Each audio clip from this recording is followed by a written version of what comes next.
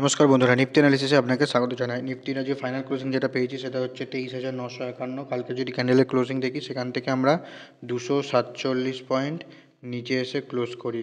ঠিক আছে, কারণ নিফটির যে সাপোর্টটা বলেছিলাম যে নিফটির এই যে জোনটা, এটা নিফটির জন্য সাপোর্ট হিসেবে কাজ করবে এবং এই যেটা ছিল হচ্ছে 24,222 এবং এর নিচে যে সাপোর্টটা ছিল সেটা হচ্ছে এই যে রেড ক্যান্ডেল এলো, সেটা হচ্ছে নিফটির জন্য একটা সাপোর্ট ছিল, যেটা হচ্ছে 23,888।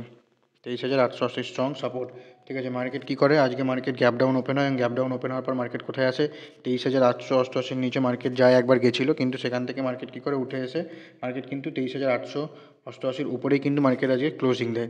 ডে বেসিসে যতক্ষণ না মার্কেট এই যে সাপোর্টটা রয়েছে, এই সাপোর্টের নিচে যতক্ষণ না মার্কেট ক্লোজিং করছে ততক্ষণ কিন্তু এখানে সেলার্সকে অ্যাক্টিভ হতে দেখা যাবে না অ্যাগ্রেসিভভাবে। ঠিক আছে, যেটা বলেছিলাম যে মার্কেট যদি এই যে রেঞ্জটা রয়েছে এই রেঞ্জের নিচে যদি কন্টিনিউয়াসলি মানে 23,888-র নিচে যদি কন্টিনিউয়াসলি ক্লোজিং করার পর যদি হোল্ড করে ট্রেড করে, তো দেন এখান থেকে একটা সেলার্স অ্যাক্টিভ হতে দেখা যেতে পারে, যে মুভটা নিয়ে যেতে পারে নেক্সট যে সাপোর্ট, সেই সাপোর্টটা হচ্ছে এখানে যেটা বেরিয়ে আসছে। ঠিক আছে, একটা এই যে গ্যাপটা, এই গ্যাপটা একটা কিন্তু বড় গ্যাপ রয়েছে, সেই গ্যাপে কিন্তু মার্কেট যেতে পারে। দেখো নিফটির জন্য এখন যে রেজিস্ট্যান্সটা বেরিয়ে আসছে, নিফটির জন্য যে রেজিস্ট্যান্স সেটা হচ্ছে যে জোনটা আমরা ব্রেকআউট করেছি, যে জোনটা আজকে আমরা গ্যাপ আপের পর মার্কেট ব্রেকআউট করেছে, মানে ব্রেকডাউন করেছে, সেই জোনটাই আমাদের কাছে এখন রেজিস্ট্যান্স জোন হিসেবে কাজ করবে। যেটা রেজিস্ট্যান্স হচ্ছে 24,000, যেটা 24,222, যেটা আমাদের সাপোর্ট ছিল, যেহেতু এটাকে ব্রেকডাউন করে এবং ব্রেকডাউন করার পর কী হয়, মার্কেট এটাকেই সাপোর্ট জোন হিসেবে এখন রেজিস্ট্যান্স হিসেবে নেবে, এটাকে এখন রেজিস্ট্যান্স নেবে এবং এই যে জোনটার এর নিচে যদি কন্টিনিউয়াসলি ট্রেড করে এখানে একটা সেলার্স অ্যাক্টিভ হতে দেখা যাবে। ঠিক আছে, যে নেক্সট মুভ যেটা নিয়ে আসবে সেটা হচ্ছে এখানে যেটা সাপোর্ট বেরিয়ে আসবে, নেক্সট যে সাপোর্ট বেরিয়ে আসবে সেটা হচ্ছে 23,555। ঠিক আছে, এই সাপোর্টটা অবধি মার্কেট আসতে পারে যদি মার্কেট এর কন্টিনিউয়াসলি এর নিচে 23,888-র নিচে যদি কন্টিনিউয়াসলি হোল্ড করার পর যদি ট্রেড করে, দেন এখানে একটা সাপোর্টকে মার্কেট নিতে দেখা যেতে পারে। ঠিক আছে, ওপর সাইডের জন্য কী রয়েছে, ওপর সাইডের জন্য রয়েছে এই যে জোনটা, সেটা হচ্ছে রেজিস্ট্যান্স জোন হিসেবে কাজ করবে, এই জোনটা হচ্ছে সাপোর্ট জোন হিসেবে কাজ করবে। ঠিক আছে, যতক্ষণ মার্কেট এই দেখো মার্কেট এই যে আজকের যে গ্যাপটাকে মার্কেট যে গ্যাপটা রয়েছে, ঠিক আছে, এই যে মার্কেটের গ্যাপটা রয়েছে, দেখো মার্কেট যখনই বড় কোনো গ্যাপ আপ বা গ্যাপ ডাউন ওপেন হয়, ঠিক আছে, তো মার্কেট কী করে, সেই তার পরের দিন হয়তো মার্কেট কোনো রকমভাবে সময় কাটে, দেখা গেলো কালকে মার্কেট সাইডে ওপেন হলো এবং ওপেন সাইডে মানে পাশাপাশি ওপেন হলো, ওপেন হওয়ার পর এখানে কন্টিনিউয়াসলি ট্রেড করার পর দেখা গেলো কালকের দিনটা সারাদিন কন্টিনিউয়াসলি সাইড ওয়েজ ঘাটে গেলো। ঠিক আছে, সোমবার দিন কী করতে পারে, সোমবার দিন দেখা গেলো মার্কেট এই যে গ্যাপটা রয়েছে না, এই গ্যাপটাকে মার্কেট কিন্তু ফিল করতে আসতে পারে একবার। ঠিক আছে, সেদিকে একবার অবশ্যই নজর রাখবে। দেখা গেলো যে মার্কেট যদি দেখা গেলো যে এই কন্টিনিউয়াসলি এর নিচে কন্টিনিউয়াসলি ট্রেড করছে, ঠিক আছে, যদি এর নিচে কন্টিনিউয়াসলি যদি ট্রেড করে, তো এখান থেকে একটা ডাউন সাইড দেখা যেতে পারে মুভ, যেটা বললাম 23,555 একটা সাপোর্ট হিসেবে যেতে পারে। নিফটির জন্য এখন যে রেজিস্ট্যান্সগুলো বেরিয়ে আসে সেটা হচ্ছে এই যে জোনটাই, সেটা এখন নিফটির জন্য রেজিস্ট্যান্স হিসেবে বেরিয়ে আসবে। প্রথম যে রেজিস্ট্যান্স সেটা হচ্ছে 24,222 এবং নেক্সট যে রেজিস্ট্যান্স সেটা হচ্ছে 24,388 এবং নেক্সট তারপরে যে রেজিস্ট্যান্সটা বেরিয়ে আসবে সেটা হচ্ছে 24,488 থেকে 24,555 একটা স্ট্রং রেজিস্ট্যান্স হিসেবে কিন্তু কাজ করবে।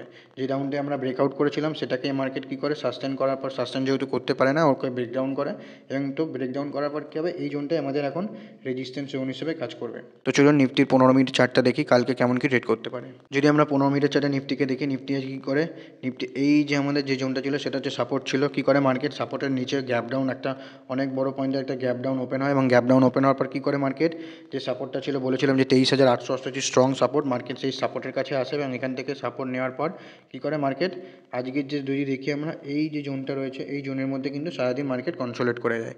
ঠিক আছে, দেখো মার্কেট যখনই কোনো গ্যাপ আপ বা বড় গ্যাপ ডাউন বা গ্যাপ আপ ওপেন হয় না, ঠিক আছে, তখন কী করে মার্কেট, যেহেতু আজকে মার্কেটের নিফটির এক্সপায়ারি ছিল, সেই এক্সপায়ারিতে কী করে মার্কেট গ্যাপ ডাউন ওপেন হয় এবং গ্যাপ ডাউন ওপেন হওয়ার পর মার্কেট সারাদিন কিন্তু আর কোনো মুভ দেখা যায়নি, যদি সেভাবে দেখি আমরা সেভাবে কোনো কিন্তু মুভ হয়নি, মার্কেট কী করে এই জোনের মধ্যে কিন্তু সাইডওয়েজ করে কাটিয়ে দেয়। ঠিক আছে, যখনই বড় গ্যাপ আপ বা গ্যাপ ডাউন ওপেন হয়, ওয়েট করো যে মার্কেট কোনো যদি রেঞ্জকে ব্রেক করে, কারণ দেখো যখনই মার্কেট 300-400 পয়েন্ট এরকম গ্যাপ আপ বা গ্যাপ ডাউন ওপেন হয়, কী করে সারাদিনে কোনো মুভ এক্সপায়ারিতে দেখাই যায় না। ঠিক আছে, তো আজকেও সেরকমই হয়, গ্যাপ আপ যা মুভ প্রথমে সকালে গ্যাপ আপেই হয়ে গেছে, গ্যাপ ডাউনেই হয়ে গেছে যদি দেখি, তারপরে কিন্তু কোনো মুভ দেখা যায়নি, তারপরে কিন্তু মার্কেট সাইডওয়েজ গেছে।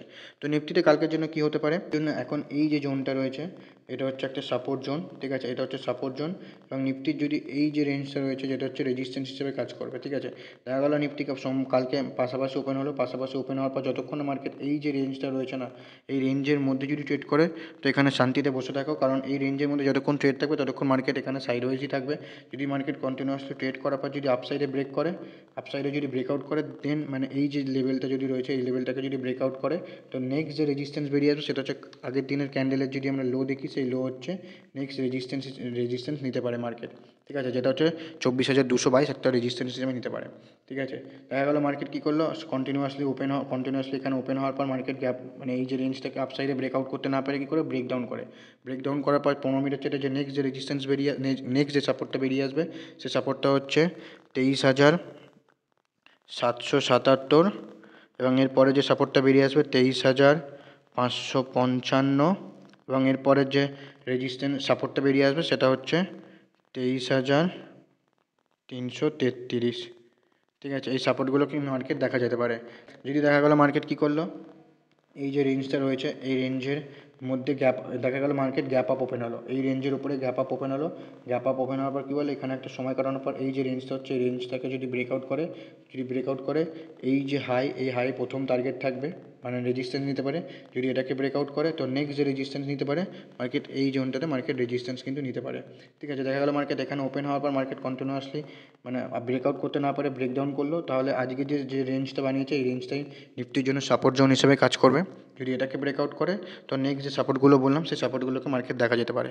যদি দেখা গেলো নিফটি কী করলো, এই যে জোনটা রয়েছে এই জোনটার নিচে গ্যাপ ডাউন ওপেন হলো, গ্যাপ ডাউন ওপেন হলে কী হবে, গ্যাপ ডাউন ওপেন হওয়ার পর মার্কেটকে দেখো কী করতে চাই, কোন দিকে রেঞ্জকে মার্কেট ব্রেকআউট করছে না ব্রেকডাউন করছে। যদি দেখা গেলো গ্যাপ ডাউন ওপেন হওয়ার পর মার্কেট কী করলো, ব্রেকআউট করলো, এই যে রেঞ্জটা বানিয়েছে এই রেঞ্জকে যদি ব্রেকআউট করে তো আজকের যে ক্লোজিং সেই ক্লোজিং একটা সাপোর্ট রেজিস্ট্যান্স নিতে পারে।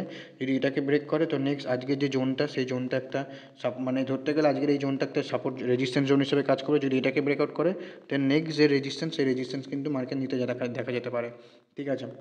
এই দেখা গেলো গ্যাপ ডাউন ওপেন হওয়ার পর মার্কেট আপসাইডে ব্রেকআউট করে না ব্রেকডাউন করে, তো ব্রেকডাউন করলে কী হবে, যে সাপোর্টগুলো বললাম মার্কেট কিন্তু সেই সাপোর্টের নিচে দেখা যেতে পারে। যদি ভিডিওটি ভালো লেগে থাকে অবশ্যই কমেন্টে জানাবেন।